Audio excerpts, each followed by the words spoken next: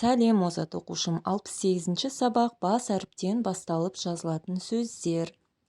Бірінші жаттығу. Мәтінді түсініп оқы. Қақпашы деген мәтін берілген екен, суретімен балалар доп ойнап жүр, сол жердегі қақпашы жайлы. Ауыл сыртындағы алаңда балалар күнде футбол ойнайды. Ойын басталарда қақпашы сайланады. Алайда балалардың көбі қақпашы болғысы келмейді. Бір күні футболдан жарыс өтеді деген хабар келді. Оған жақсы ойыншыларды таңдай бастады. Жарысқа тек ерікті ғана қабылдады. Ерік сол жарыста ең үздік қақпашы атанды. Балалар әлі де футбол ойнап жүр.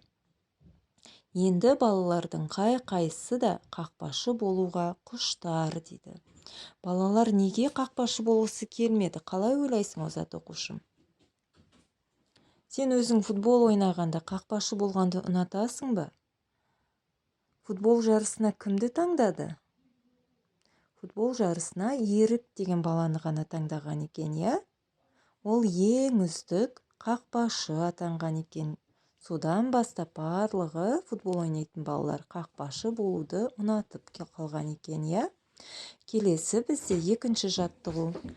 Орны ауыстырылып берілген сөздерден сөйлем құрап жаз. Адамның атын тауып астын сыз. Доп ойнады балалар, қақпақшы болды Мұрат деген осындай сөздер берілген екен, Енді осыдан дұрыстап сөйлем құрап жазамыз. Балалар доп ойнады, Мұрат қақпашы болды. Осындай екі сөйлем жазып алдық.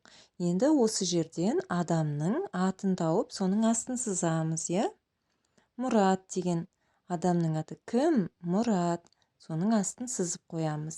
Адамның аты бас әріппен жазылады екен, озат оқушым. Келесі бізде үшінші жаттығу. Әр доптың сипатын білдіретін сөздерді тап дейді. Мына суретте бірнеше доп көрсетілген, Енді соларды сипаттап көрейік.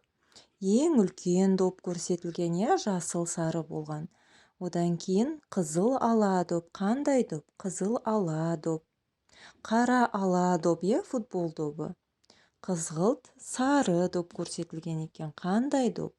Қызғылт сары доп. Қара ала доп. Ең үлкен доп қызыл ала доп, Яғни әр доптың сипатын білдіріп тұр.